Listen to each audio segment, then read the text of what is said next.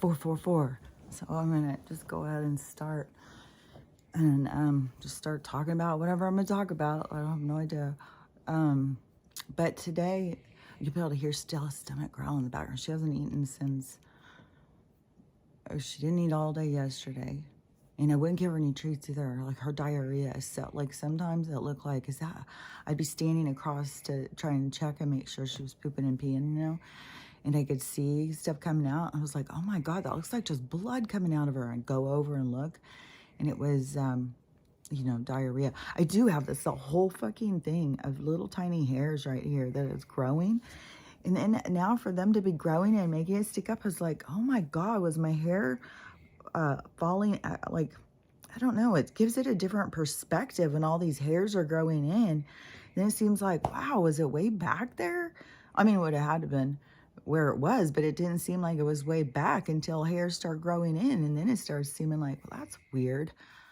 I don't know, but it's weird. Just your whole thing, how you see yourself is weird, A mirror, you look at yourself, everything's upside down, turned around. Like it's weird.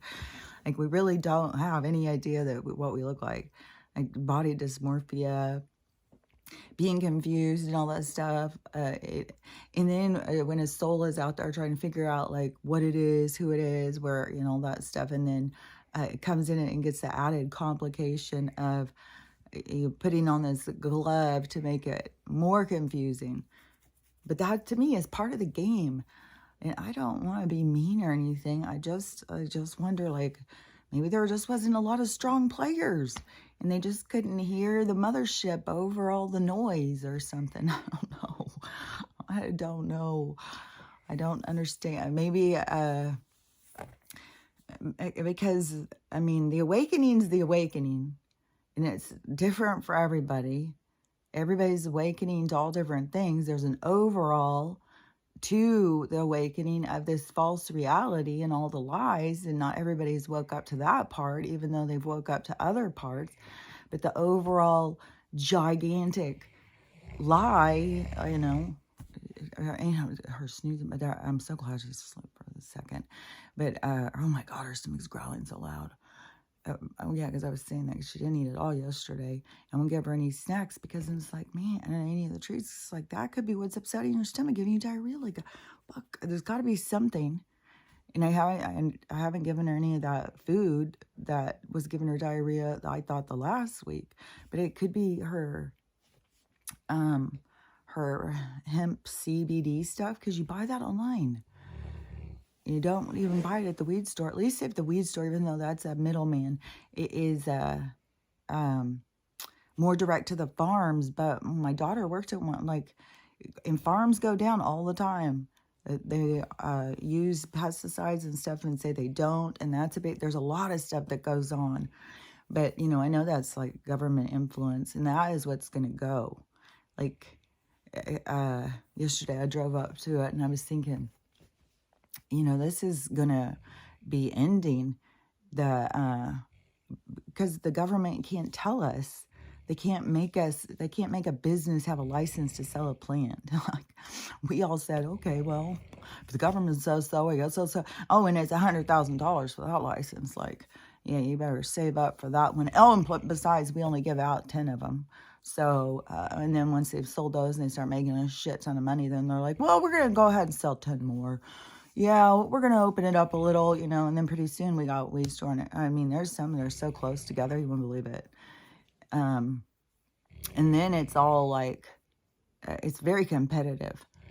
And they're all making money. I don't think there's probably not one that isn't making money, but I'm sure there's some that are so rich compared to the other ones. But they also put all these limitations on those people with the money. Like, their money doesn't count as real money. Like, people just don't get all the different perspectives. But they can make all this money. It has to be cash. But then they're not allowed to use the cash. Like, they can't go get a loan or go buy a car on a loan or a house or something like that, because they're using drug money that is made in an illegal way or something. It's just the most nonsense bullshit. I couldn't believe it. is every time my daughter, who had to keep living with me, she would run into these things because they wouldn't count her income, they wouldn't count her job and stuff. That credit score shit, that we gotta all get out there and fight for and be so proud of. I just saw this guy, and every time I see him, I just think, God, this guy is fucking cool. And he sees things and points things out too.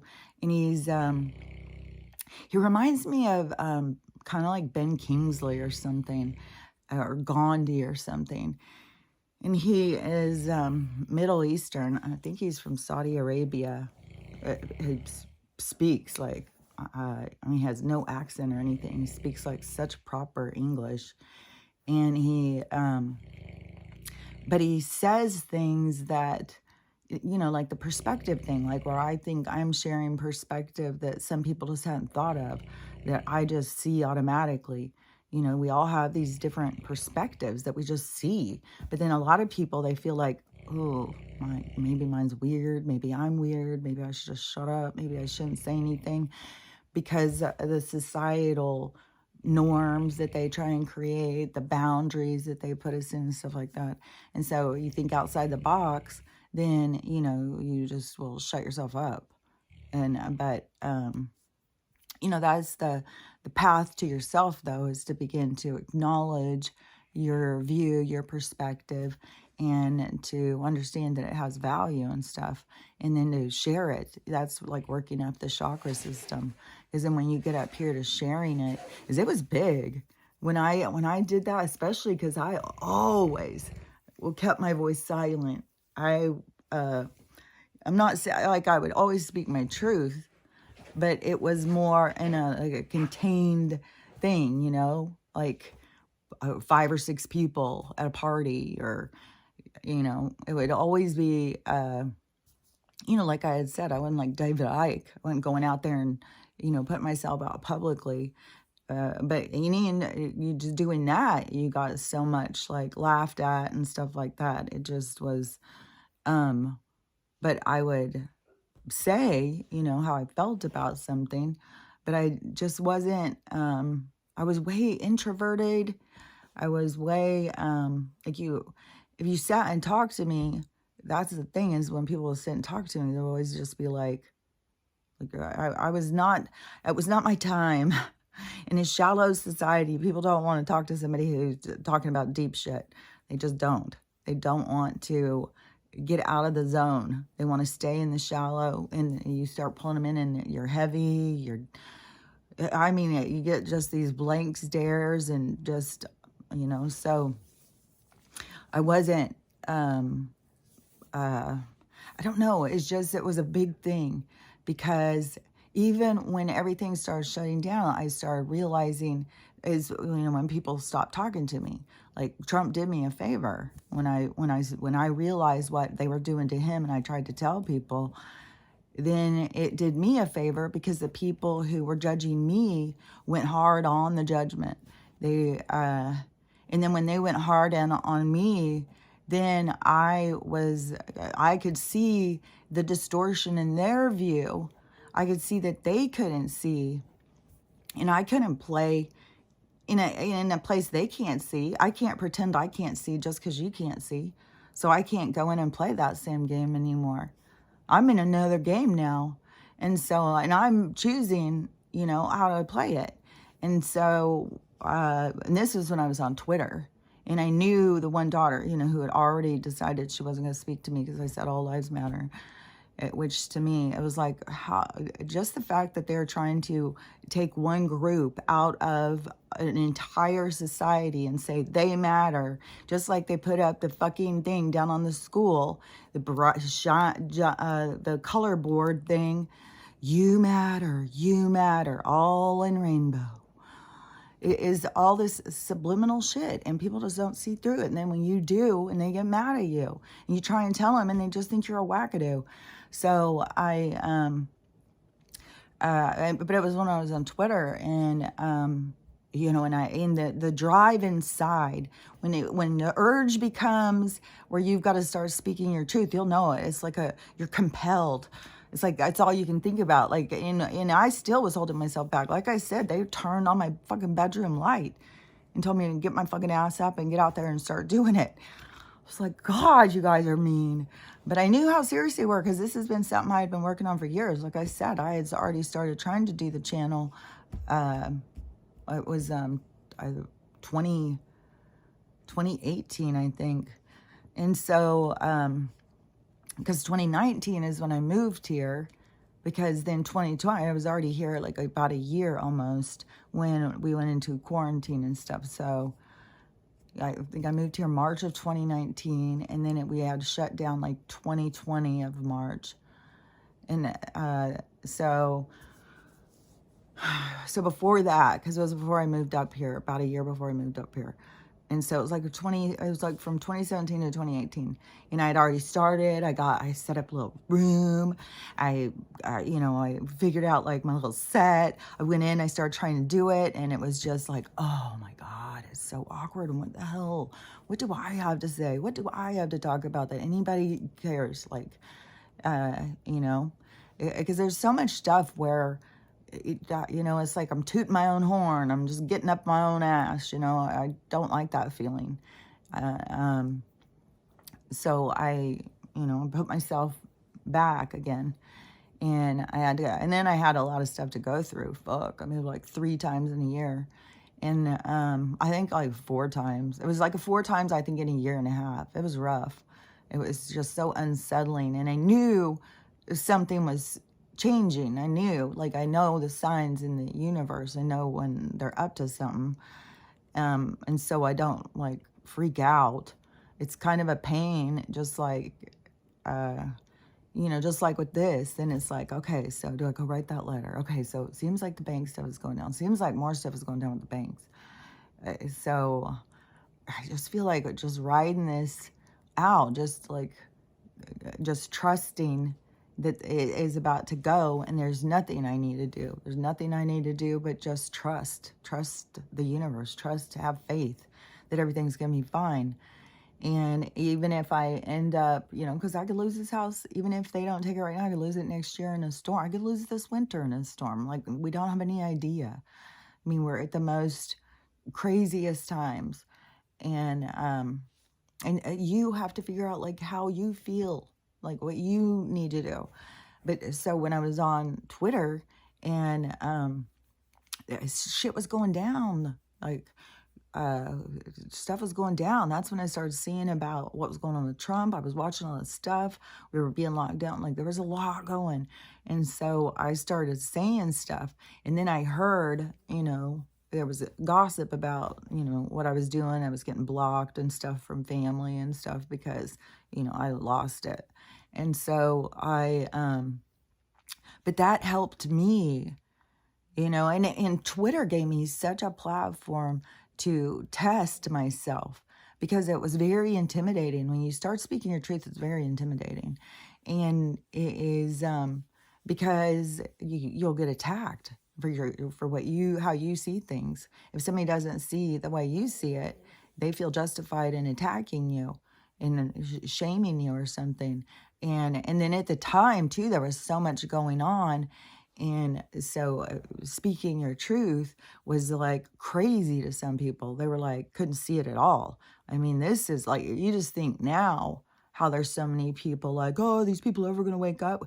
There, in the beginning of 2020, there wasn't very many of us that were seeing all this stuff. It's been a transition for a lot of people throughout all of the trauma, for different traumas to wake them up, different circumstances, different situations to get them to start paying attention. And so in 2020, there was a lot of attacks. Like, I'm sure my comment page, even when I started this in 2021, I was especially the flat earth stuff. You see stuff, if you hashtag flat earth, you get like a swarm of people that come in and try and attack. They'll attack people in the comments. They'll attack you. They lose their minds.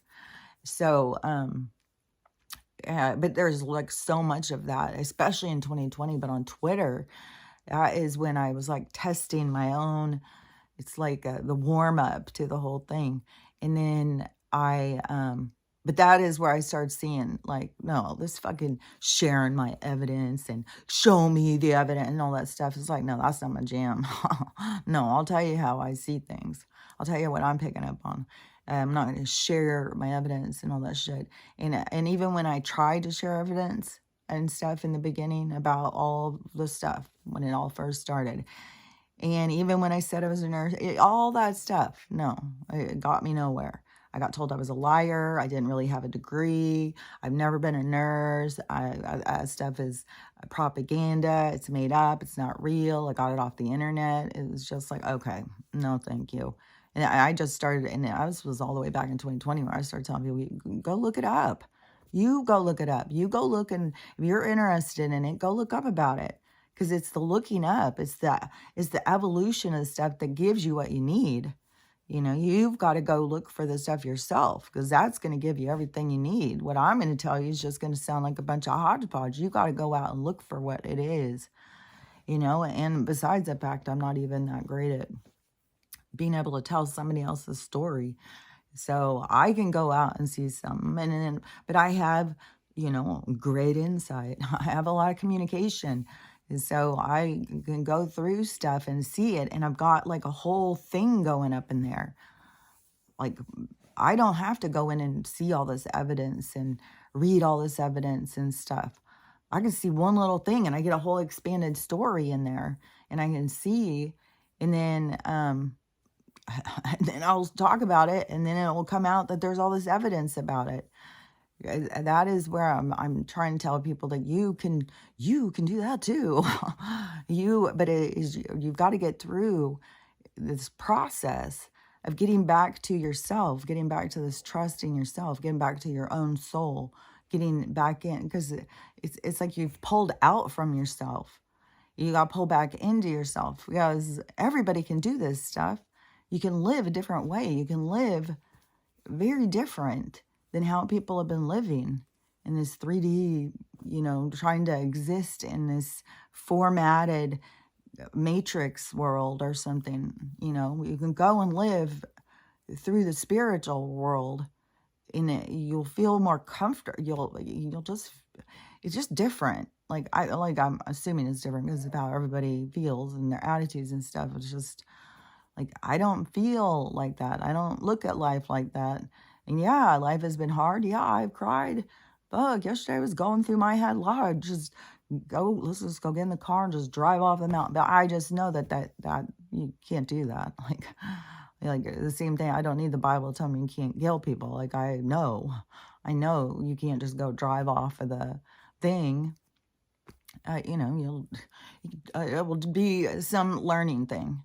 You can't make stuff happen, no matter how much people think they can make stuff happen. You can't make stuff happen. You can't leave the story just because you want to.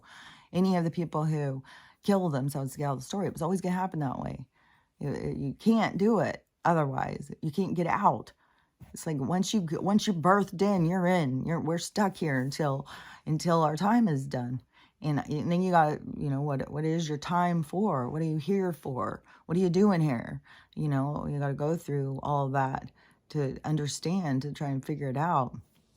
But, you know, back on the chakra thing. So, because when you're in the lower chakras, like what most people are, that is when people are just reactive, autopilot. They're not thinking for themselves. They're not present. They're just reliving things. They're thinking about what's next. You know, it's a different way of living.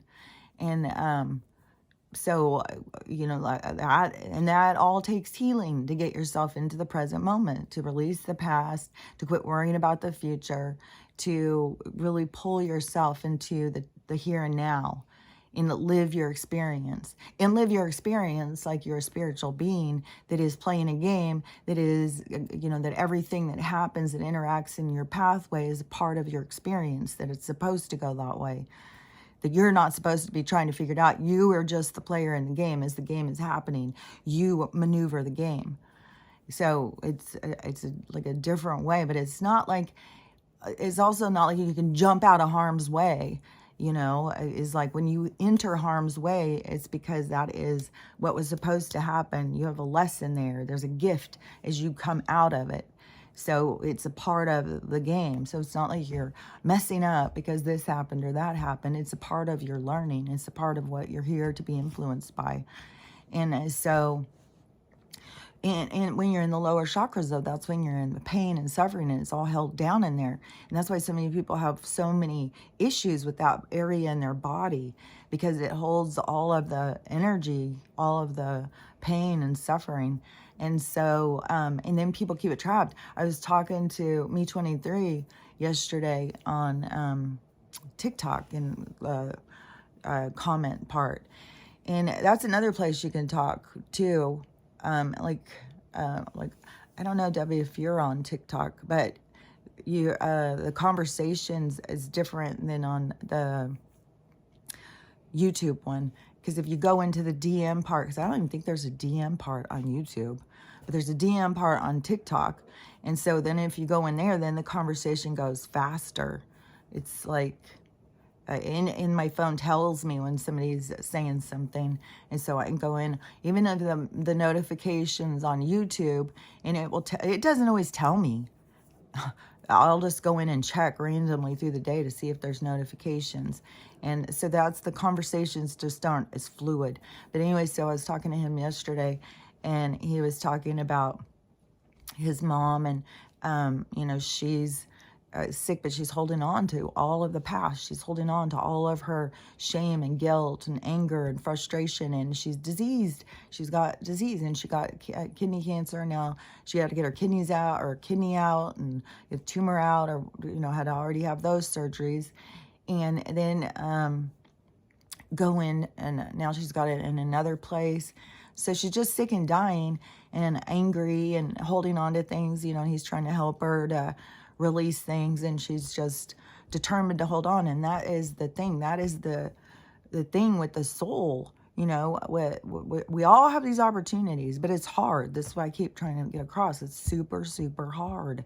And we've got people that are very cut off from their soul. And then once they even connect to their soul, they suddenly think they're chosen. They got no problems.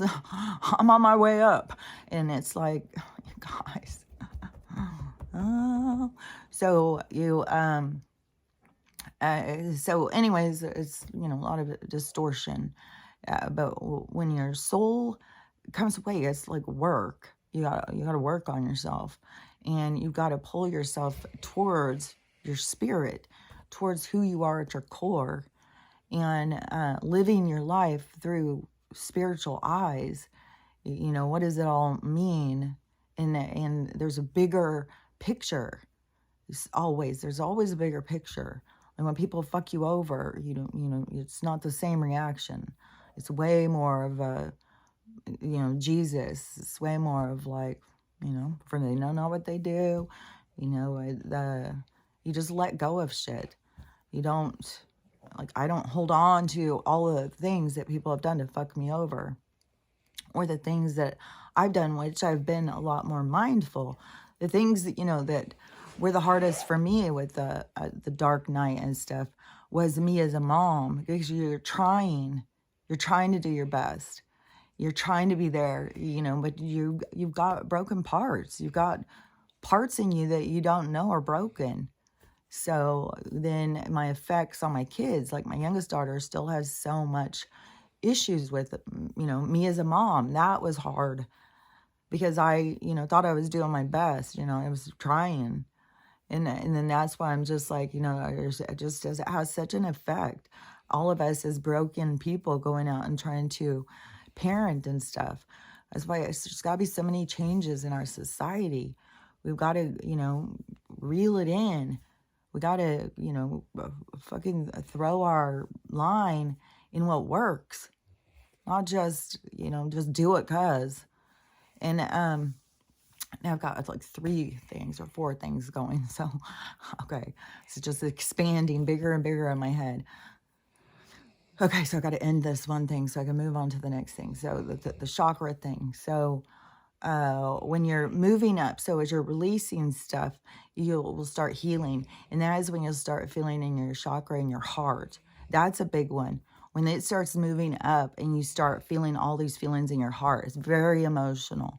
And that part, that is where you start feeling so much forgiveness and so much love and compassion. And, you know, and in your heart, you can feel like you're having a heart attack sometimes. It'll feel like your heart's shaking. You'll start feeling like, oh, my heart's not over here. It's like right in the middle. And you'll feel like, you can feel all sorts of things. You can feel like pressure. It was like a whole thing, and it was changing a lot. You know, sometimes it would be like, oh my God, my heart is just vibrating in there. It was all sorts of stuff. And I swear to God, it went on for a while. I want to say a year, that I would keep having things where it was like, oh my God, what is up with my heart?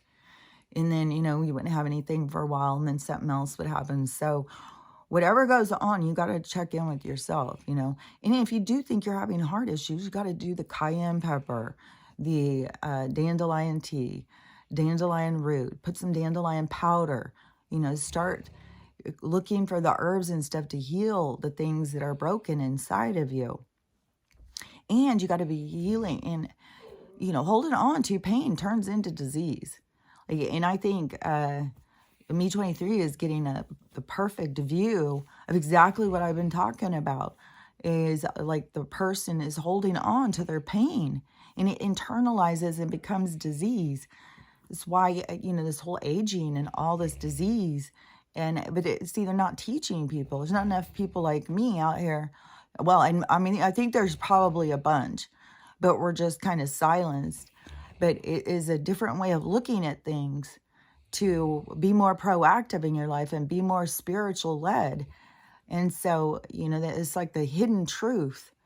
And so when people start getting that opening themselves up to that, and it being okay, because before, you know, people were made fun of. I mean, there's so many people that started to feel something or thought this or that, and then they would feel embarrassed and shamed and stuff. So they would, you know, go back to acceptable viewpoints, acceptable conversations and stuff like that. They kept cutting themselves off. And so you got a huge release, you know, to get to your true self, to pull yourself out of there. And because what is that? I was like, because it was something I said earlier. Because I was say, like I said, and then it came through my head, but I was like, wait, what is that? Because it was, like I said, something earlier. Like I can't see. It'll just come back to my head. But anyway, so when the chakra thing is going up, so it gets up into your heart, and it's a whole other thing that starts to happen to you. And that's where your soul is. That's where, like, your heart space is like a energy center for your soul. It's kind of like the energy center, and then it has, like, I don't know, the vision I have is like the body of the soul, and then it has like this periscope, so it can go up and look around, and then it can look, so it's like, it's the energy, but it also, it uses all of this stuff. It uses the glove for the experience. Like, there's a purpose to why we're going through all this stuff. But so, you know, it's all about the chakra thing. Like, you know, maybe it helps us to move up through the chakras to be in this avatar situation. So, you know, once you get up in here into your heart one, you're going to feel a lot. Like, there was definitely times where I thought, like, man, I must be having a heart attack or something. And then after you go through those ones, you'll start having it in the throat. That's when I started this channel. So in 2021 is when I started this January. That's why I said it's almost 3 years. Because all of 2020, it was, I was on Twitter so much, and it was like totally preparing me. You know, I would get in arguments with people. I would say my side, and before it felt so scary to do that. Like, you know, they probably are smarter than me. They probably know more than me. I probably just, you know, think I know something and I don't know anything. And, you know, your head, you just will convince yourself that you're not worthy, you're not good enough, you've got nothing to offer and stuff like that. And then when they kept pushing me and pushing me and pushing me and fucking talking and telling me what to talk about, telling me what to say, then, you know, I gotta trust them. I mean, fuck, they've been with me my whole life. So then I was like, okay, we'll do this. And it was so hard too in the beginning. Like I was, oh, it was hard. Uh, and but the throat thing, there was so many times my throat would just like, it was like, uh, I mean, my throat, my voice is already scratchy because they told I had to go get a lot of checks to see. I did because my dad had throat cancer, but it was the acid, because I have whatever that esophagus, it's like a loose floppy esophagus, and then the acid comes up, and apparently it can damage your vocal cords, and so my vocal cords are got scarring, and so I think it is, I feel like my voice is more scratchy, like when I'm tired or certain times of weather and stuff. I don't feel like it's always scratchy. But anyways, that's what makes it scratchy, is that. And then, and I wonder too if that's going to be healed when we go in the med beds. I swear to God, I cannot wait to get in those motherfucking med beds to get the goddamn implants out. I swear to God. Like, as weird as I feel about everything, it's like, and feeling like I'm this ghost of a person or something, just except for this pain, and which is weird too. The way the pain feels, it even feels different, but it is very existent. It's very much there. It's so weird too, and I'm just sure that's got to be what Stella's going through. And it's just this, oh man, it's sucky. But I also just feel like a like a just like a picture. I don't feel like the same kind of realness that I used to feel. And so I feel, I don't know, shadowy, or not shadowy. Uh, it's weird. I just feel like I can think of it as like a ghost. That is what I feel like. And then, but with this pain, what was I going to say? That was something else I was going to say about that. I don't know what I want to, but this one guy, I've got to skip over to this guy because I've seen him a couple of times, and I just think he's very wise, and I really like his perspective, and I don't know who he is. The guy who I was saying, like, looks like Gandhi, he looks Middle Eastern, he looks like Ben Kingsley kind of, but and he's got such proper English, and he talks and stuff. But the one I heard him talking this morning is about women going to work. And he, another way, because he keeps, the ones I've seen, he's comparing American women to Middle Eastern women. Because in the propaganda, we think, they've got it so horrible and stuff like that. But we're the ones, he's saying, that have it so horrible. And so he's telling about what it's like, and it's like waking up, to the truth. It's like all of the lies you've been told, to suddenly see them on the other side. So when you listen to him, it's like you were looking at something in one perspective, and then he's telling you, and all of a sudden you see this other thing, and it's just like so mind expanding. And he's talking about women in America that want to go and work. And he said, and they keep trying to make like, oh, it's women's lib, it's freedom for women and all that stuff. And he said it's the opposite of that. There's no woman who wants to go out and work. He said, that is total bullshit. He's not saying that. That's how I talk. He's all proper. And so I'm just going to talk like how I talk. But he's like, that's all bullshit. Women want to go and work. Why would we think that people want to go work? He said, men have to go work. And I don't know any that want to go work. So to say that women want to go work, it would only be because they don't understand what work is. I mean, the reason why men even go, even though they don't want to go, is because it gives them purpose. Because then they're bringing something to take care of their families. They've got a reason they go to work. They're taking care of their families, so they have a purpose. So even if they go into a job that they hate, they still feel like, that it has worth to them because they can take care of their family. And for a woman to think that to go out of the house gives her freedom. She's then giving her time to someone else. She's got someone controlling, what time she's got to be there, what she has to wear, what she has to do all day, when she can eat, when she can go to the bathroom. And when they're at home, he said, like in Saudi Arabia, the women, they just go do their own thing. They all have gold cards because it's like one of the richest places ever because of their gold. And, but it's all been, we've got that shit going on right now where he's trying to, we're going to give $6 billion to Iran for the fucking, so we can get our people back. And we're going to give them people and $6 billion. Oh, like, fuck off with this shit. It's like a money laundering bullshit. So who knows? We're going to see more. To me, it's like once I just see like, okay, it's money line. I can see the thing. Then it's like, I don't need to know all the details. I already know. It's like, it's bullshit. However, whatever they're doing, and it has to do with crime. It has to do with gangsters, criminal shit. It has to do with weapons, has to do with drugs, has to do with resources. So it's all about control and manipulation.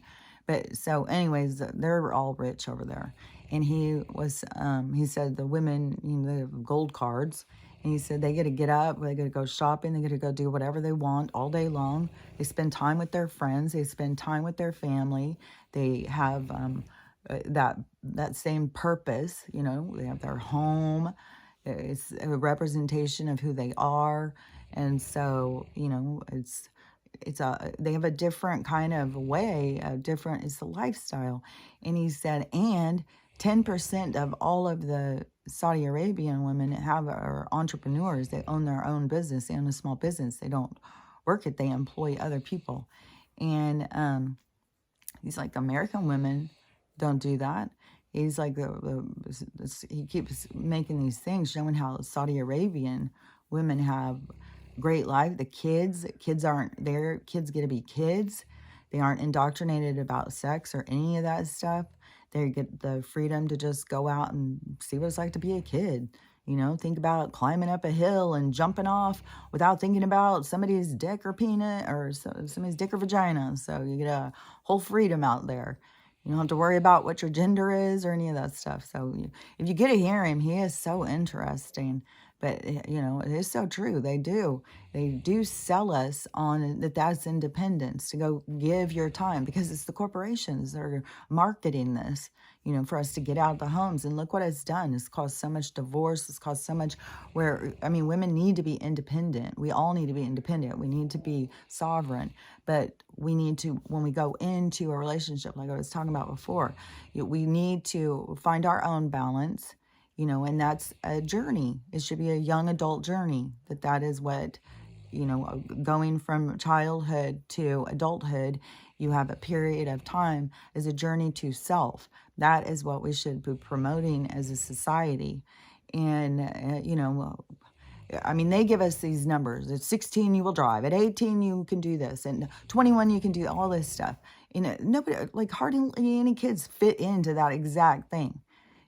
We don't need them to tell us, we can figure out, just like the driving. Don't tell me what fucking speed to go down a goddamn fucking speeding mountain with all these cars around me, all going all different speeds and shit, and tell me that, every time you're going to go this exact speed. Fuck off.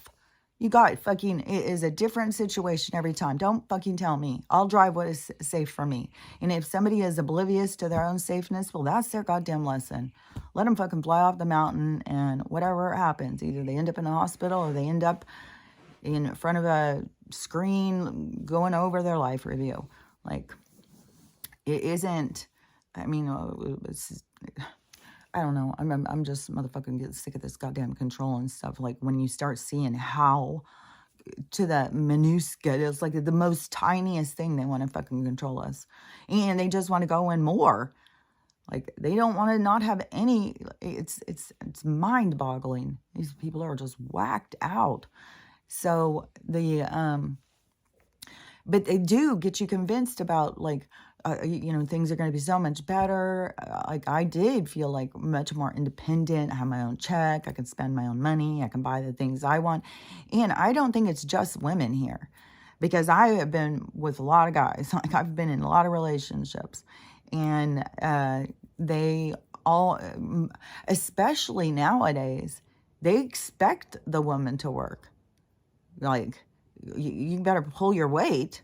What are you going to do? My husband that I raised the kids with, like the older one, who was more, I don't know, had more older fashioned kind of ideas, I would say, because he liked it that I stayed home. I stayed home when my kids were small. I went to nursing school when the one started in school in kindergarten. Then I started going to school. But I was at home. The other girls, the older girls, were older. But I did rely on the oldest one a lot to help me, which bothered me because my parents did that to me all the time. But she did stand up to me at some point and say, I'm not here to just run your errands. And so I had to acknowledge that, because I know what that feels like. And so, let me think, because now I've gone on the chakras, the working, because when I was working, it was just all about money. It was all about spending. And then look at, how much they make in divorces, and then having to have 2 homes, and all of the court stuff with dividing stuff and dividing kids. Like, they keep us just wrapped up in their shit. And oh yeah, so that husband, yeah, he wanted me to stay home. But then after that, especially my last one, God, oh, he's such a child. I just cannot. Like, when you go back to your rock bottom, and I don't, like I've said before, I'm not trying to say that as like mean about him, but it was my rock bottom. He was young. He was, there's just so many things. I just don't want to put him down, because I just feel like, somebody would hear that and go tell him, and it would hurt his feelings, and he'd have to go drink, and it'd be my fault. And I just don't want to be putting out bad energy on people. But no matter what, it was my rock bottom. He can take it however. I could say a lot of things, but I'll just keep them to myself. But anyways, he definitely, and there was parts where he didn't even fucking want to work, but oh yeah, well, woman. And then also the husband that was in between the two, that was the very short, a couple months husband, he also, he wanted to totally ride on my shirt tail on working and stuff. He wanted me to be the breadwinner. And God, there was weird conversations with him too. But anyways, so it's in our society, there's a lot of men who expect their wives to get out and work. They don't want it all falling on them. And some of them, then they also expect their wives to do all the stuff at home because their moms did. My mom kept the house clean. My mom always had dinner ready.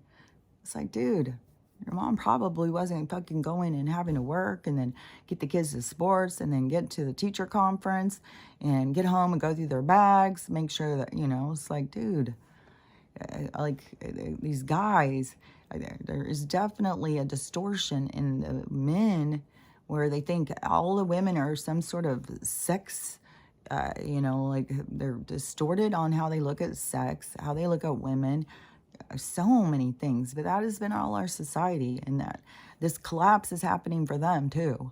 The men are starting to get a new view. They're starting to have to look at themselves. They're starting to have to see, what works, what doesn't work, and what does work. And when you go through your young adulthood and you find balance in yourself, then you're ready to start a partnership. But the partnership has to be balanced. It can't be out of balance. All of the partnerships we have are out of balance. Everybody's trying to get somebody else to fix them. Everybody else is trying to get somebody to make them feel better. Nobody is in balance themselves. If you're in balance yourself, you don't need anybody to make you feel better. You know how to make yourself feel better. You know how to maintain your identity, who you are. You know how to maintain yourself. And sometimes that can take a minute, Sometimes somebody can say something to you and you have to go in and process it. You have to go in and really confront how you feel about things. Who are you? How do you feel about this? And a lot of things, that people are saying and stuff is stuff to make you self-reflect, to go deeper. which is very uncomfortable and awkward for so many people. And so that is another thing that makes it harder. And a lot of people don't want to feel their emotions. And then this stuff brings up their emotions, and that makes it harder. So all that stuff is a participant in your healing. Things that are very uncomfortable and awkward, a lot of things where people have told you are not okay, don't do that. You know, just sharing your perspective, how they keep so many people locked up, keep their perspective to themselves because they don't want to be the public humiliation of thinking outside the box.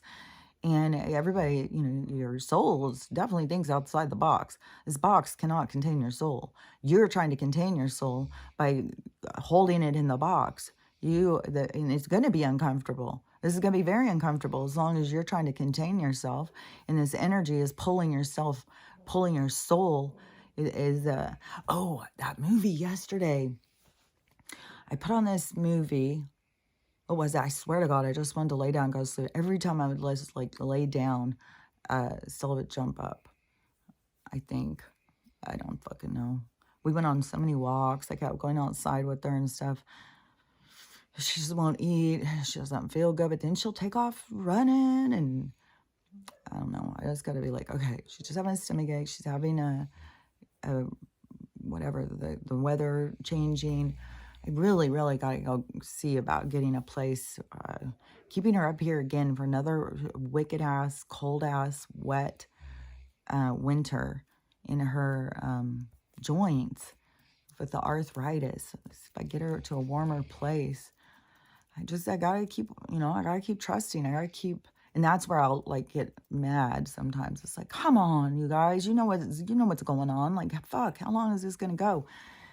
And then to me, it's like there's a safe zone. There's a window of safety. There's something that we're going towards. And then things are going to break loose. It's like we got to get to this thing. Then things will break loose, I think. Then we're going to have more of like, know what we're supposed to do, where we're supposed to go. I was even looking at the doomsday map yesterday after talking on the live, which I'm excited to go to the live today to get to talk to people again. So I don't know, because when I sit here and start talking like this and telling my stuff, then I feel like I'm just preaching to people while I'm live, and then I want to go and read the comments and see what people are saying, but then sometimes nobody's saying anything, and then it's like, well, I should be talking then, because that's what they're here for. So it's a hard thing to kind of maneuver right there. It's a new. So, but I do like talking and connecting with everybody. That is really cool. So that was fun. I did like that. So I'm going to do that again today. So when this one finishes downloading, and then I'll just kind of go back in and do the same thing, just kind of start talking about what I was talking about on this one. But I got to wait for this one to download. Otherwise, it won't download till tomorrow. Because the other one, I don't know what it is with the downloads of the lives. It's weird. It's different for y'all. Oh, yeah. And when I go to my page, so when I just go in my video section, they all show. When I go on my page, which I think is for other people, what you have to go to see my videos, you have to go on my page. Then there's the video section, and it has videos. But then you go across, and it has like playlists, and it has live. And you go to live, then it has a whole nother section of the videos. So the videos I do when it's live are in that section under that area. So it is separate. So you have to look, but I think I will start doing that. And now I saw that the comments too that are going, I can't see them. Like there was some comments at the end, and I thought, oh, well, I'll read them when it gets done, because some of the people are having conversations with them, having conversations in the group. And so then I thought it was people talking, and so I thought, well, I'll be able to read it. But all the comments don't come up in the, I don't know if I was watch the video back, if I'd be able to see the comments then and stop and read. Like, I don't know where the comments go. But all of the comments during the live, I haven't been able to find them. If somebody knows where they are, they can tell me. But anyways, but I still want to do it today. And then I'll pay better attention to the comments, because now I know I can see them. I just put on my glasses and I can see them. Otherwise, it's just everything is small and it's double vision. It's like everything is all, it's not just blurred. It's like two letters next to it and then it's blurred. It's like a lot of interference in my eyes. Oh, yeah, because the med beds. I cannot fucking wait for the med beds for the goddamn, my eyes. And there's a bunch of things. I can't wait for the med beds. I don't even care about the brain injury thing anymore, even though I'm sure it will fix whatever, it's supposed to redo all your cells.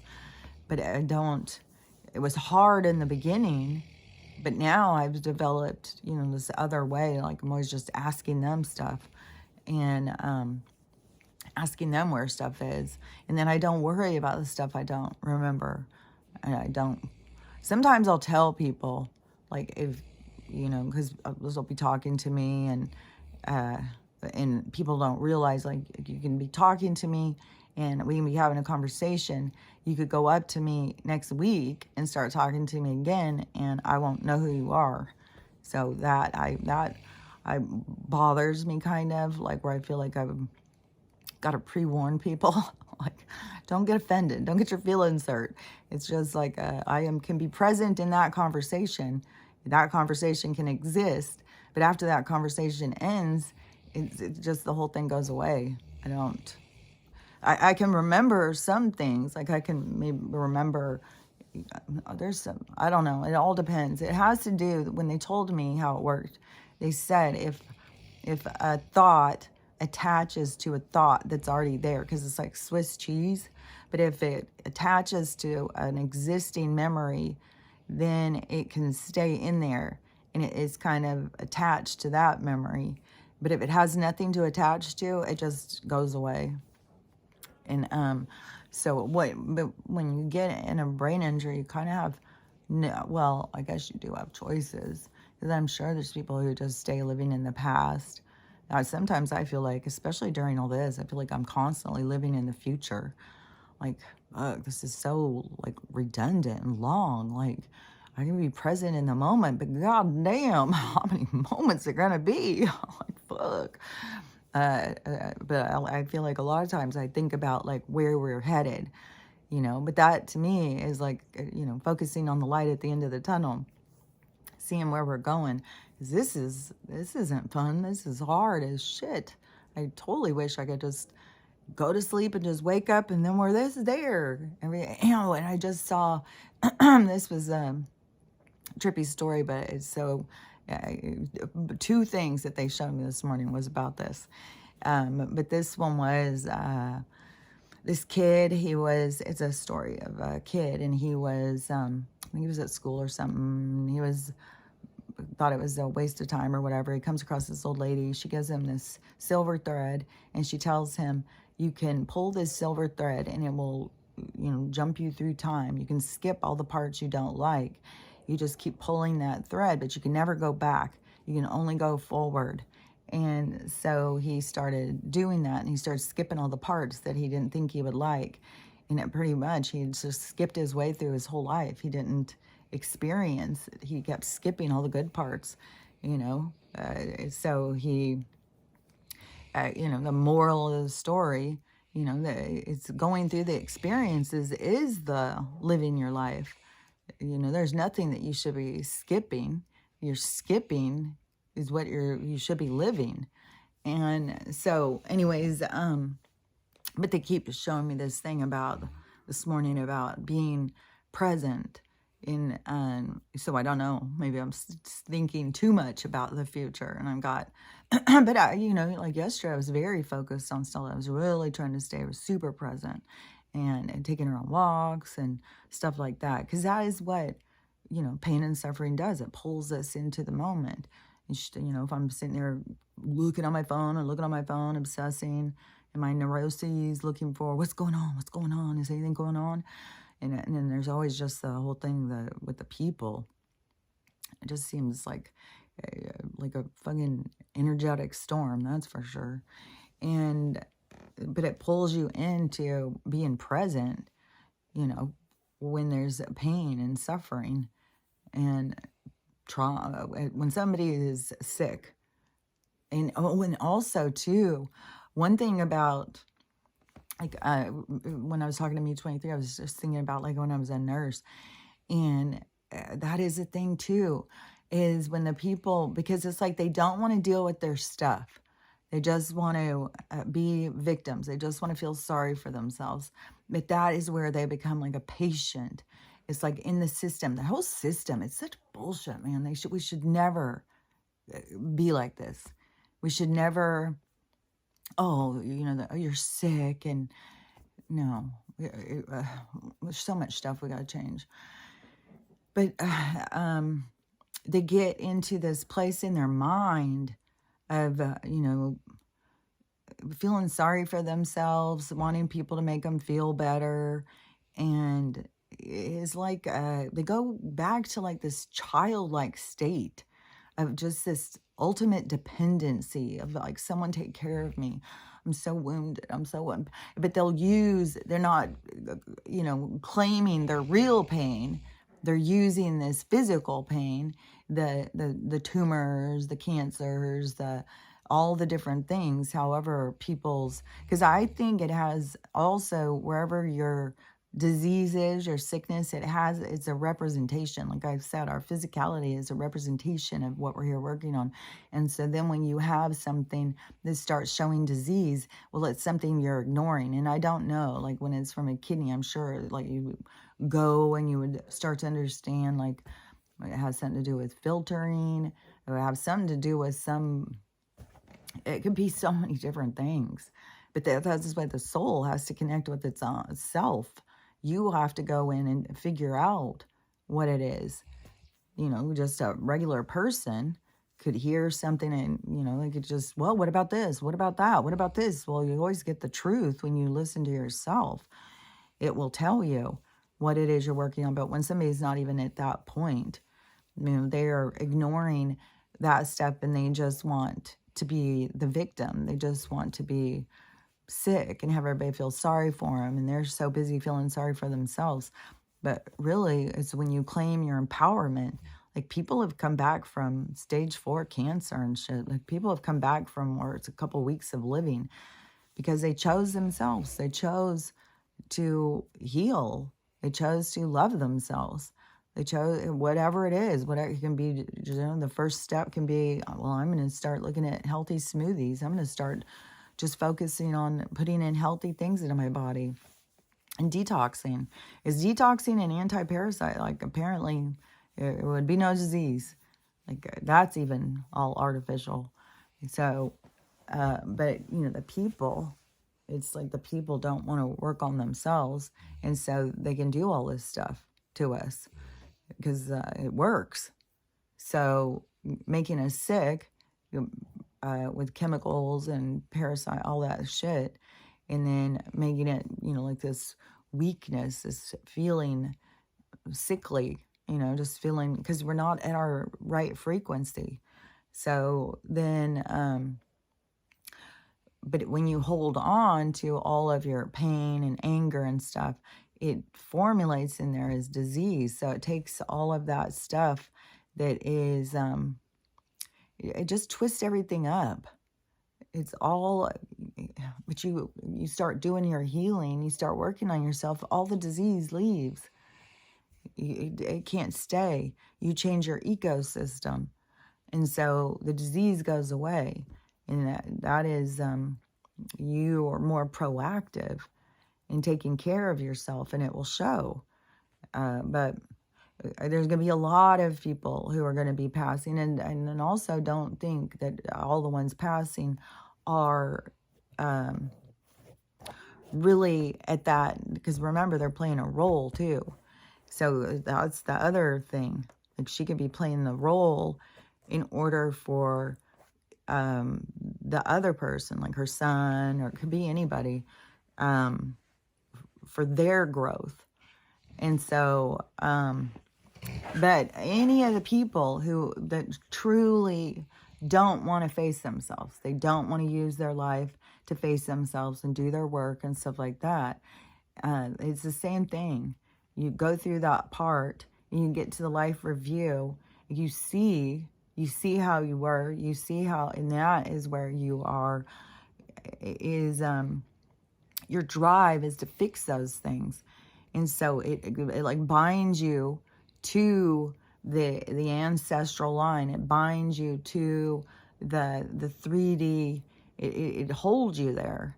It's not like it's bad as well once you let go, of the stuff, you let go. It's just, you know, just like as you do your healing, you're letting go of things, you feel lighter, but there's nothing that you know of, there's nothing you see you let go of, you just feel it. You just feel like as you let go of things, you just feel lighter. You feel like you're really letting go of things. So, every person has to see for themselves. They have to recognize inside themselves what they're holding on to, their pain, their suffering, and face themselves. And so the people who are, you know, who refuse to do that, like I don't know what's going to happen with my mom. I mean, I know it's going to be a big thing when this religion thing is, I mean, she's holding on to that for dear life. And so when it go, and I've tried to drop some seeds and, you know, and tell her some things, but she, you know, she's sure that's the truth. And so I don't know what that's going to do to her or to a lot of people. But is when you get up there and you see your own errors, you try and fix them. Like, you can't get away from it, no matter what. No matter if you think how somebody is here, you can't get away from it. Even if that is truly that they really don't want to face themselves and they really, you know, will make themselves sick over it, that then once they go to the review and they see and they go back and they start trying to fix their things and they go back through the ancestral line, you know, they'll start being there for your grandkids, your great grandkids. They're the spirit and they're whispering in their ears, trying to give them direction because of the errors of what they've seen and how, you know, it could be, you know, I wish I would have been more loving. If I would have been more loving, my son wouldn't have been insecure, or my daughter would have, you know, they can just see things from a different perspective. They aren't bound by the glove, and what the glove is there giving you the view of. You get all the view when you're outside of the glove. You see it all. You feel it. You feel people's pain. And so, but see, we go into a higher vibration where we don't live like that, though. It is more of a, it's more like a choosing to go down into that vibration. But then when you vibrate out of that, there's certain vibrations where there isn't any kind of pain, or it's just all beautiful and loving. And, you know, just as like we're in this dark part where there's so much darkness, there's parts where it's just so much light. So, you know, but when you just come right out of here, the vibration is close. Like there's like realms and shit. And so when you go and you go through your life review and you see and you experience it and you feel what the other people felt, then like the soul, if it goes back and it's trying to fix its stuff because it didn't fix it when it had this opportunity, you can go back and incarnate into another life and go through, but then you're playing a whole different part. You don't go in and get the same thing. You got whole new things that you have to go get over. It's like a whole new stage is set. And so you go into that life and you're trying to fix the same kind of problems, but you're trying to do it from a different perspective to see if that works, see if that gets you to be able to do it. And so, and all these different perspectives are all available. Like we need all perspectives to always be played out. So any perspective, and you're always creating new perspectives because everything that you live, then you see, well, that could have worked different. So then you can go in and there's this constant creation of new, or you're like a guide and you're there in your ancestral line and you are whispering in their ears, trying to give them guidance, or visiting them dreams and stuff. So, but then you're going to play that out, however long you're going to play that out. And it could seem like, I mean, fuck, you could be you could be a grandma and you die and you didn't ever work on yourself.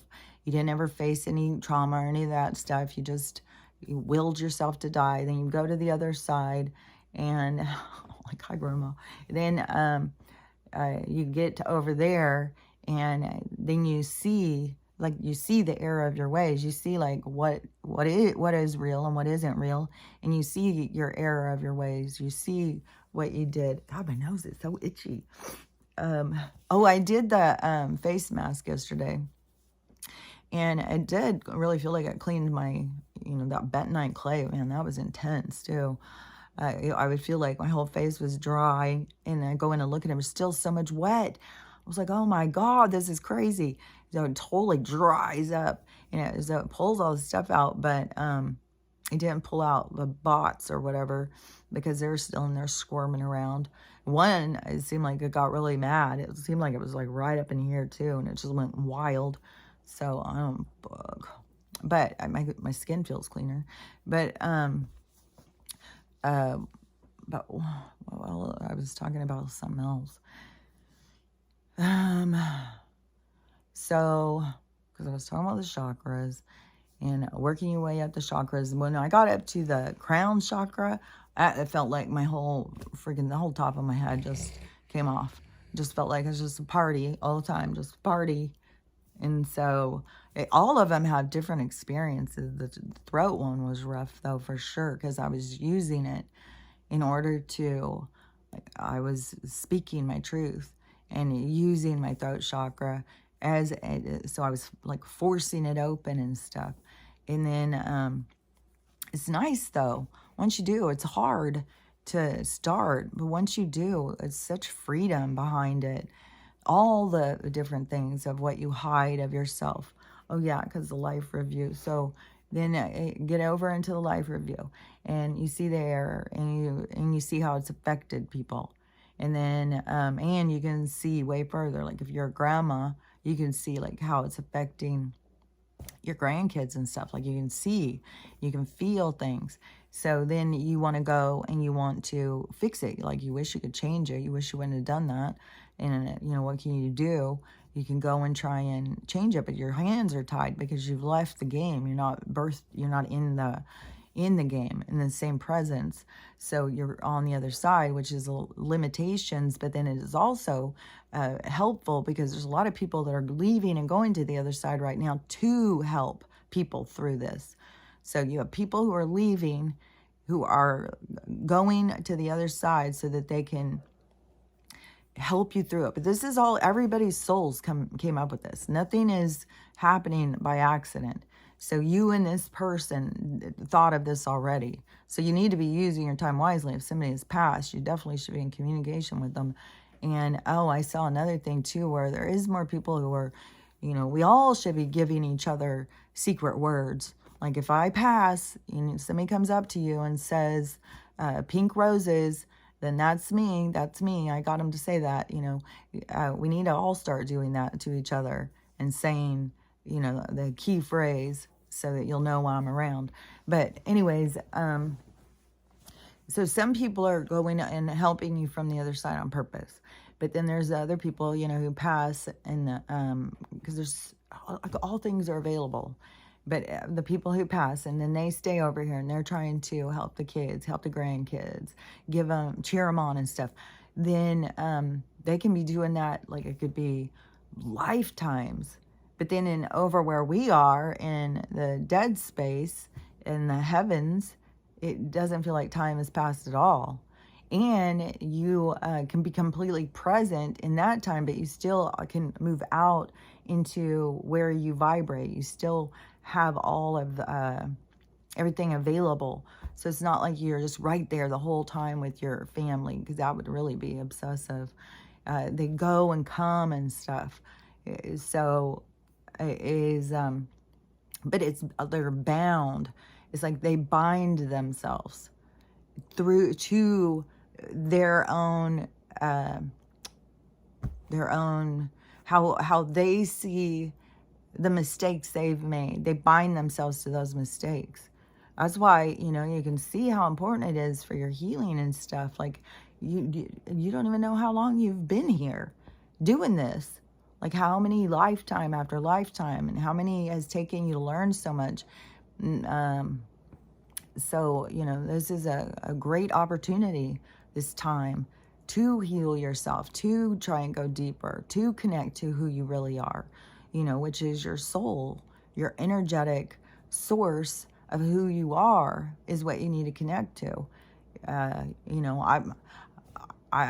didn't play this game as being as in the game as other people. And so I don't know, maybe it was really good. It was really fun to be in the game to that much, and I missed out on something. But all I know is that I'm here to help people pull free from the game and pull into the truth.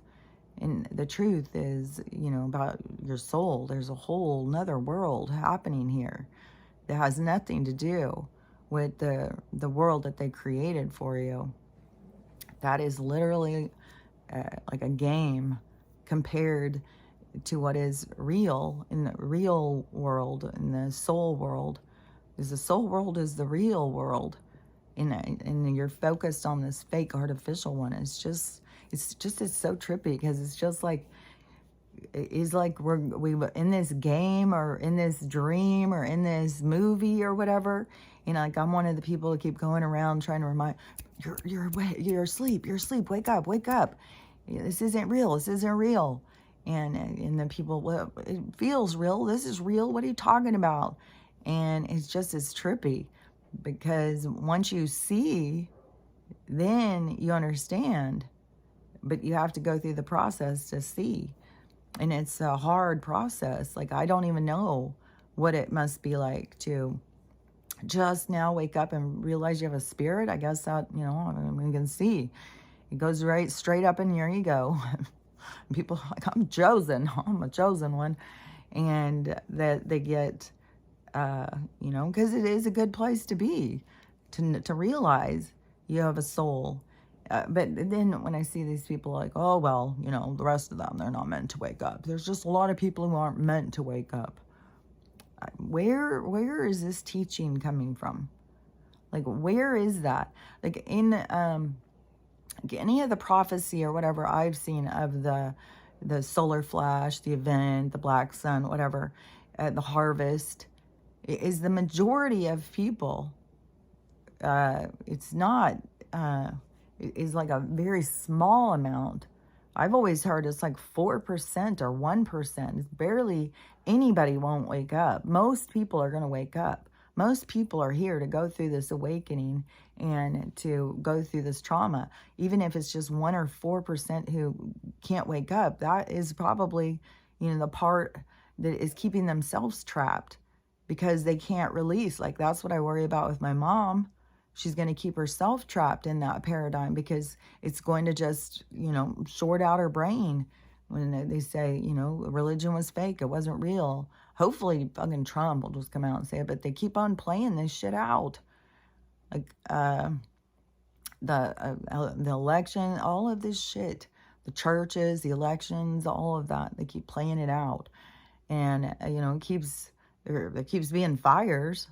There's all sorts of fires in the churches and stuff. There's like, fuck. I mean, so much being exposed. There's so much a part of all of the crimes that have gone on for a long time. These old men, and it's been in the movies. I've even been talking about it. These old fucking religious men who decide they like young girls. And then if they can't control themselves, well, that young girl, she's a seductress. 10 years old, so, well, I'm going to have to marry her now. So just these weird people, and, subservient women who would do what they were told. And see, that's not what we're going to go to. And I don't know. I don't live in Saudi Arabia or anything. I don't know what it's like. Like in Iran and stuff, it's, it's not going good. Like, women get policed about wearing things to cover their stuff. So, I don't know, though, in all the different places. I don't know what the women accept and stuff. But I do agree with him. Like, we are being sold a story, a fake story, that you're going to go find yourself out there working and stuff, because it has been destroying the families. It has been destroying our society. It has given the government lots of money, and we all just struggle and struggle and struggle and just go jump into another relationship like that's going to fix everything. And to me, what we got to get back to is not dumping our kids off to an education system, not dumping kids off like, but when you talk to people, they're always like, well, we don't have a choice. You get in trouble if you don't send your kid to school. And so there's just, the government influence over education and the control and stuff, and the what is that, compliancy, the people just do what they're told. And so but that is going to have big changes, and it's going to be all different in all different places. There's not going to be just one set thing, a federal way of doing it.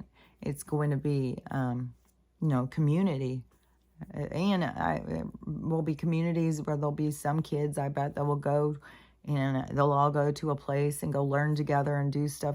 And then there'll be other ones where they're like, oh, we keep our kids at home and they learn out here on the farm.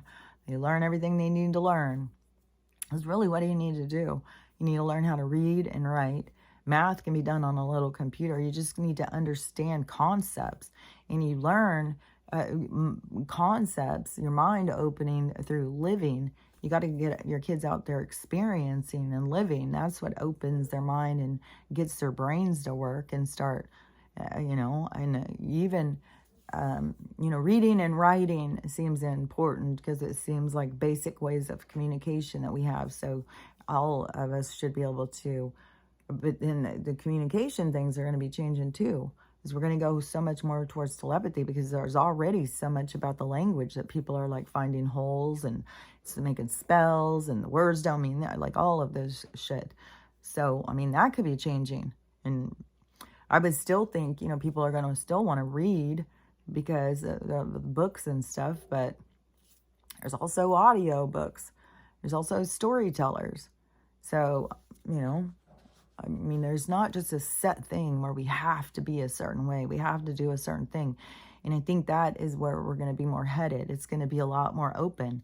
Maybe, you'll meet people who are illiterate, but you're not going to look at them as like, stupid old hillbilly. You're going to look at them as, they got other things they're doing with their time. Obviously, they don't need to read and write, and they're completely functioning the way they want to function. And that's what we're all going to have, these opportunities to build the life that we want to build, to become who we want to become, to prioritize the things we want to prioritize, to set the lifestyles that we want to set.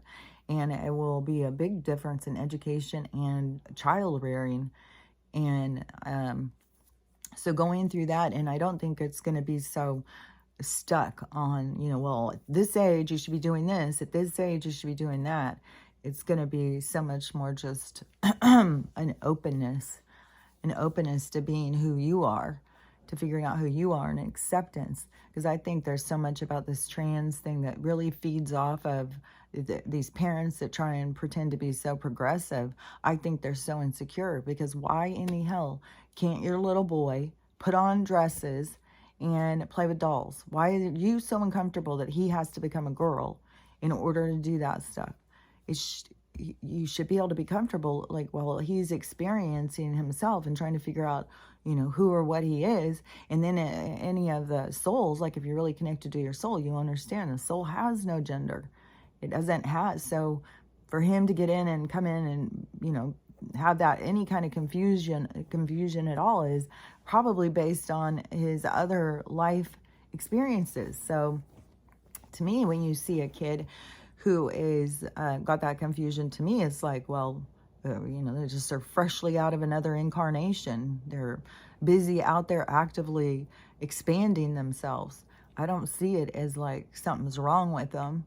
I see it as like you gotta get in touch with all sides of yourself. But I think a lot of parents feel insecure about that. Like they don't want their little girl to be boyish, and they don't want their little boy to be girlish. And so there's got to be a solution. There's got to be a reason. It's like, but I think we're going to move more into just accepting, not not just, and I think that's kind of what these gender people are trying to push, is like we're trying to categorize people too much. We're trying to limit people. It doesn't have to do with your gender. It has to do with who you are. What is your presentation? You know, we shouldn't have so much conversation about what's between our legs, even though I do want to talk about these breast implants again. Talk about my boobs again. But it feels like goddamn plastic. I mean, I can feel the plastic through my skin. And, you know, he told me, even when I came out, like, to me, I was just so much malpractice in medicine. And told me, well, you can feel the plastic because you don't have enough tissue to really cover it. So you can feel the plastic. But I could just feel these little fucking balloon things inside my chest. I just want them out so bad. I cannot believe it. I want the money to crash so bad, but I want these med beds so bad. Like, and that, I think, you know, when I'm thinking about like living in the future and living in the present. Well, in the present, I got these goddamn implants that I want out. And in the future, I don't have them. So, I don't know. I just gotta, I don't know. You can't jump this string and not experience this part. We have to go through this part. But it's really, really makes me see like, oh my God, so many things like insecurities and, you know, trying to please other people. And it was girls. It was all girls, you know, always making fun of me and stuff like that. It was not guys. Guys were not telling me, go get a boob job. You really, even the one that I had just ended with, when I got him, he was like, oh my God, you ruined yourself. What did you do that for? You know, there was no guys who cared about that.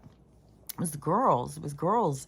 And there was always a thing like, you know, I wasn't very, you know, how's it feel to just not really be girly, to not have a girl body, to not have any boobs and stuff.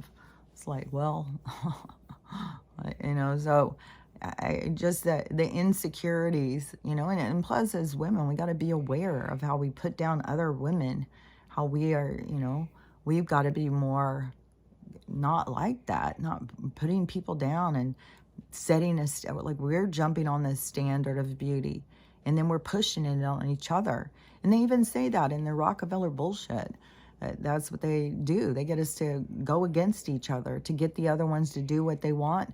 We all just go against each other to follow the narrative. And so anyways, but the insecurities, you know, of having to see like, oh my God, I cannot believe I was that insecure.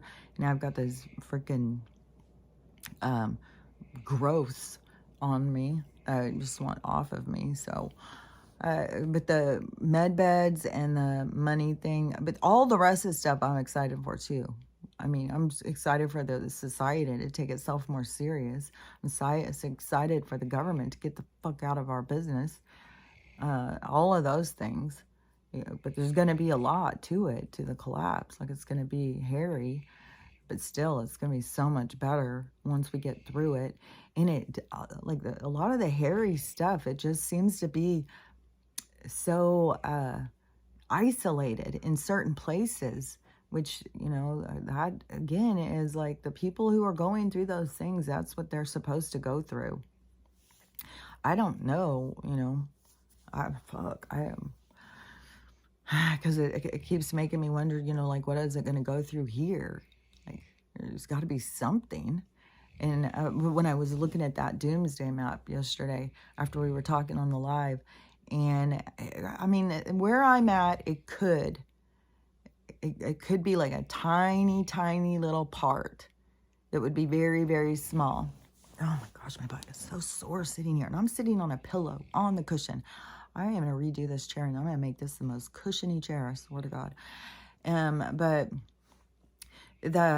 so when I was looking at the mountain, because the mountain ranges are kind of going to be like our landlines, it seems like the water's going to go right up almost to them. And so when you go like on Washington State, you're going like you have the mountains and then there's just like a little bit of land that's going to go. And then when it gets down to like more southern central Washington, there was a gap between the mountains, so it was more open, but then it went back to some mountains down here, and then it went around, and so I think because it seems like there's a lot with the Appalachian, a lot with that Cascades. There's just some mountain ranges that'll still be there. But over here in Washington, where there's so many mountains, so up here where I'm at, it looked like it could maybe, but it's probably more than likely it's going to be underwater. It's just I'm so close to the border up here. I'm so close to like Vancouver, Canada. Like I'm right up the border of Canada and Washington State, way over by the ocean. And so, you know, it's like iffy because to me, it keeps looking like it wouldn't be there, but you know, it could. But I don't know if it's the water is supposed to come in, but see, it's also a peninsula right there. So it isn't the same. Like a tsunami or something would have to really travel a long distance and keep itself up to cross across that water because it's not the same. So I don't know. But I mean, something's going to happen. But when I was looking at it, I was like, oh my God, there's going to be some fucking cool places right there. And then I saw like where my kids are at in Yakima. And so when I was looking on there, I was like, I swear to God, that is like right where Yakima is. That is going to be like oceanfront property. That is going to be fucking nice. It's, and the climate's going to change a lot, which I just saw footage. This is freaky. There's all these people like on a boat, like a tour boat or something, and they're watching these glaciers fall and crash into the water, and they're all up there videotaping it and shit. I'd be scared. I'd be scared, like, when something starts sinking, there's a suction that can pull everything around it. It just seemed, I don't know, it just seemed like sometimes people just mess with nature and just out of ignorance, I think. But I don't know, maybe I'm just a scaredy cat. I don't know. It seemed so weird. And there's a bunch of these giant-ass glaciers or something that are just falling and going into the water, melting or falling apart or something. So, you know, I don't know. It will have to do with, it has to do with the energy. The energy, like the light energy is like this heating up or something. But I think that is what's going to make the firmament, because I cannot fucking believe how loud it is. Oh my God. The planes have gotten so much, they just get louder and louder where I'm like, oh my God, is that thunder? What is happening? It's like a fucking plane. It's like, this is so weird. So, and if all the ice is melting, because that's what I kept saying, it was going to, that was just going to open everything up, is the ice wall melting and the firmament opening, and then it's going to be like the whole world. Oh yeah, that movie I was watching yesterday, because I was watching this movie, I put it on the, it was an old movie, and then it was redone. I think it was The Day the Earth Stood Still. It was really good. But I had seen the old one. I had just seen the old one. And I kept thinking, is this out of a Twilight Zone? But there's a movie called The Day the Earth Stood Still, old one. And I had just watched that. And so they redid it. And they did it very similar. Like, it is really good. And it has Keanu is the alien. And so after that one ended, another one started. Oh yeah, because I was on Hulu. Okay, and so then it had these 3 movies pop up, and the next one was, what was it called? Can't remember. It was another science fiction one or something. And so I put it on, and it started, okay, there was some stuff in The Day the Earth Stood Still where I was like, okay, this seems like they're kind of telling us. Because there's a whole thing about this energy coming in, and when it was going to end everything, and how the energy came in, and it was just dissolving things. Because like the frequency, like I said, it's not going to be like, we wouldn't splatter. The frequency would just be, it would just pull the things apart. And so it was showing that in that movie. And there was another thing too. There was a couple things in that movie where I was thinking, that is like disclosure stuff. And then the next one, there was some other stuff. what was that? It was something showing of, I can't remember. Fuck, I can't remember. But I think they know what's coming. And, with the cataclysm and stuff like that. And that thing with moving the land. There was something out of that movie I wanted to say. I don't know, maybe it'll come back to me.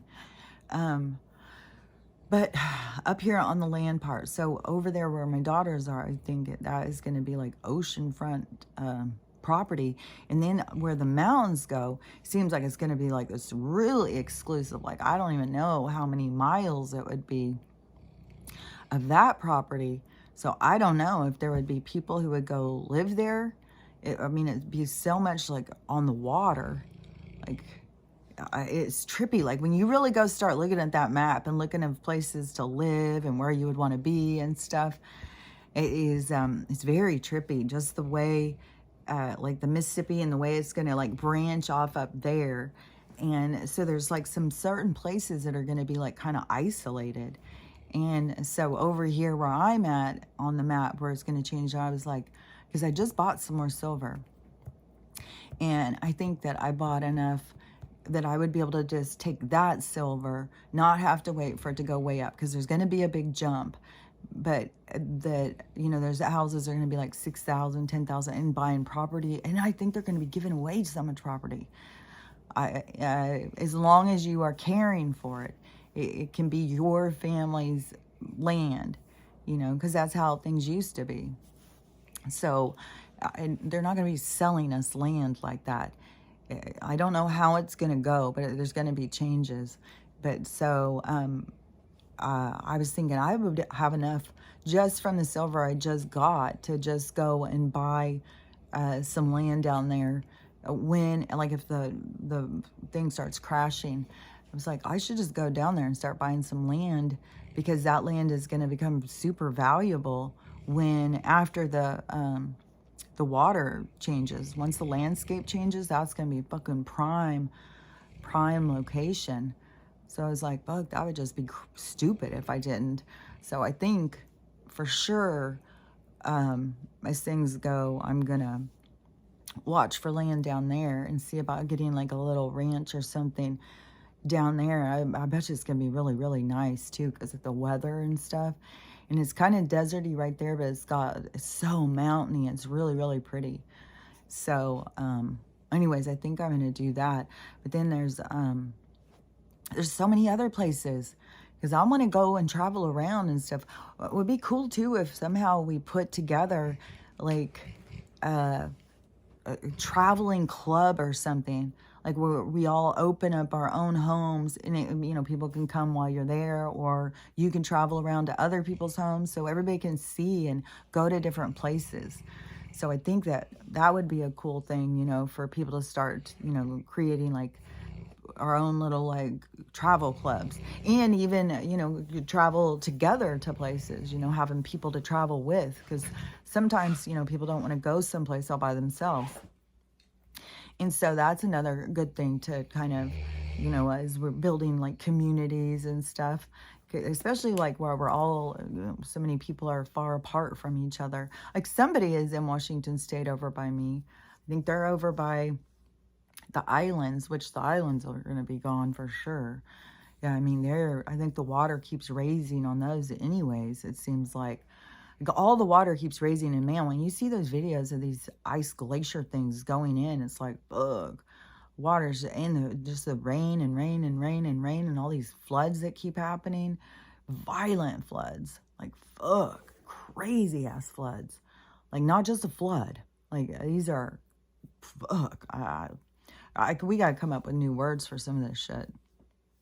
Like the old one, calling something a flood, there's like no comparison. The floods that were down here by me, even cars like floating out into the thing and stuff, and the water going fast and stuff.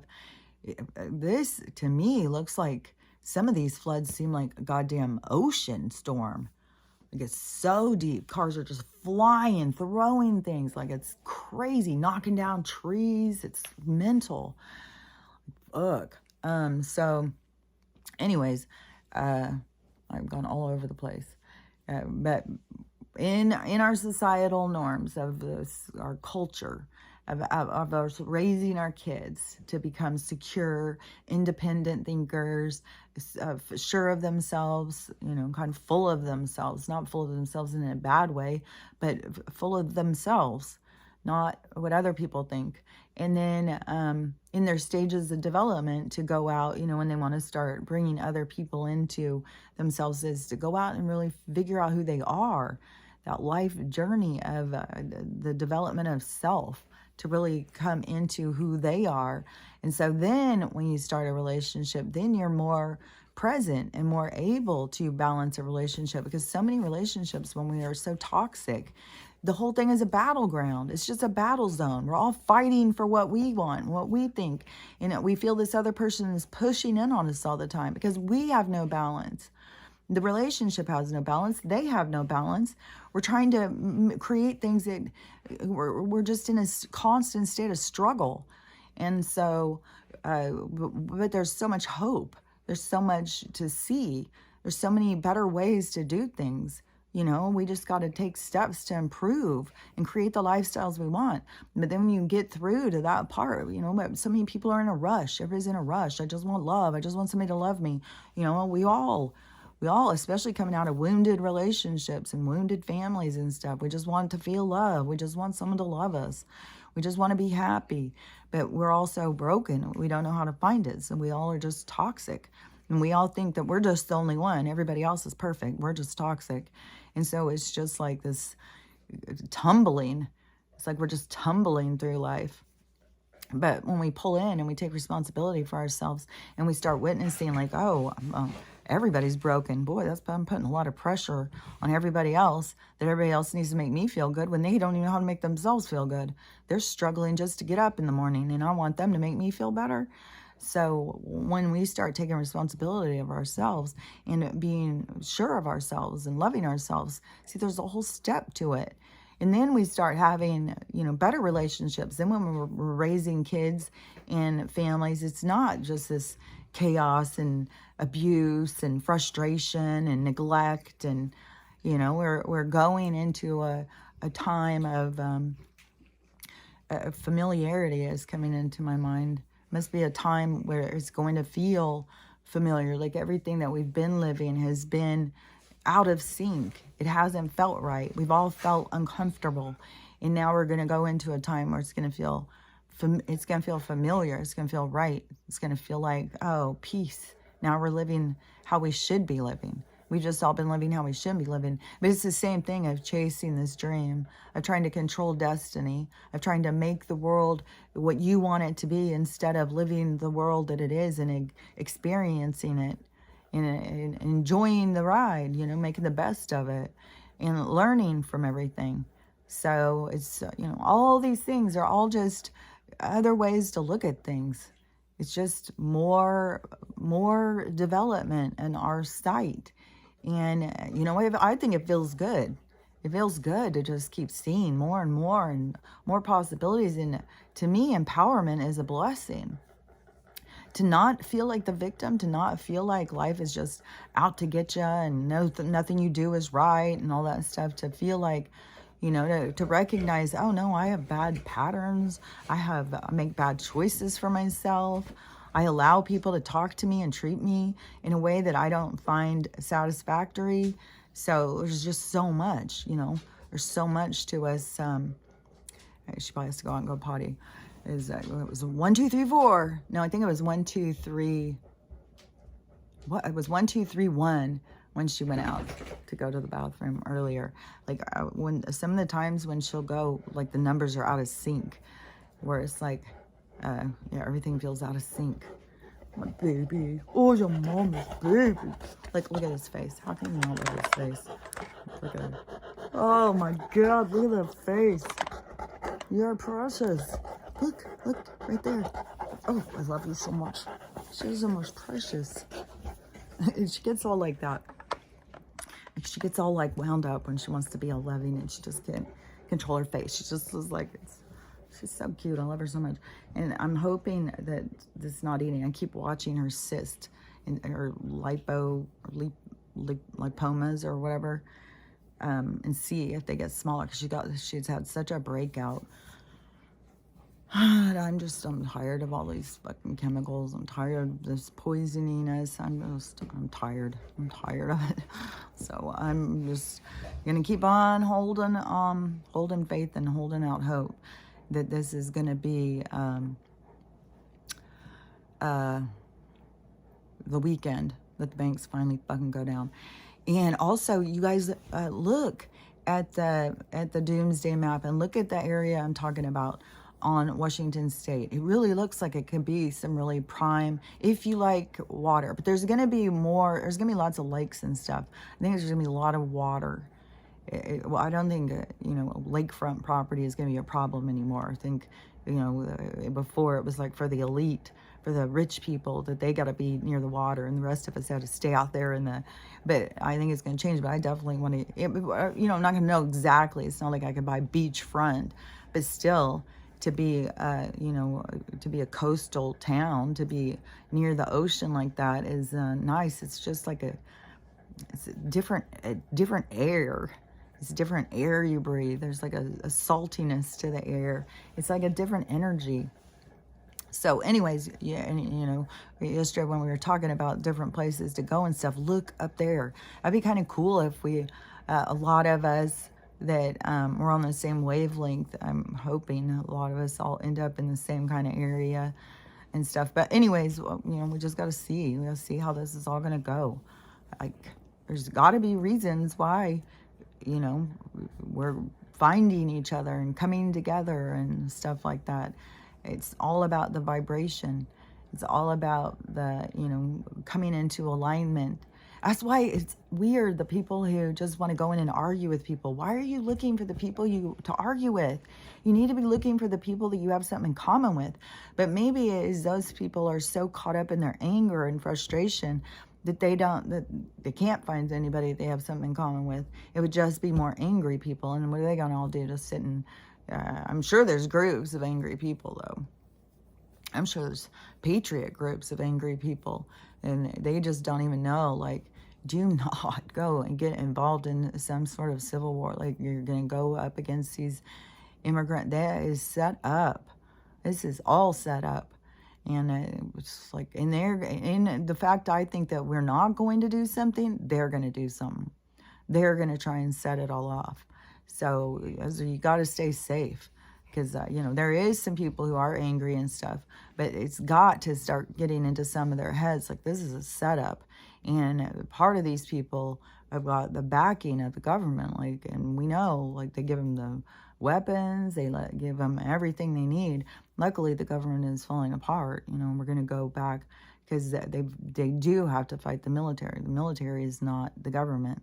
That's the fracture in our representation of who's in charge here. That's why, the commander-in-chief is on one side, and then we got old Joe Blow over here, who is the DS representative, the puppet for the... but what was that? I just saw all these different faces of the people, Klaus, or all those, Gator, all these people. I don't know what it was. If it was like I don't think it was a wanted posters. Seemed like it was something else, but it was just weird seeing all of those faces there together.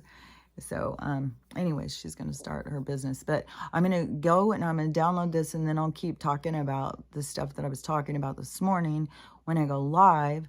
And then when people come on and start chit-chatting, even though people aren't going to see this, because we'll just go on, and you'd have to watch it to know. But I'll give it a little bit of time before I start. Like, usually once it goes on, then I'll get up and I'll do some stuff to get ready. Like, go pee, go get a drink, and get all prepared. Stella will need some stuff. I may have to take her for a walk, but I'll start pretty close after. And then I'll keep talking about this stuff. And then when we go live, keep chatting or whatever about whatever anybody wants to talk about. I couldn't believe yesterday it was 2.5 hours that we were talking. But anyways, the live things, the live videos are in a different section. So if you're looking for those videos, it is up at the top when where it has videos, a playlist, live, community, all that stuff.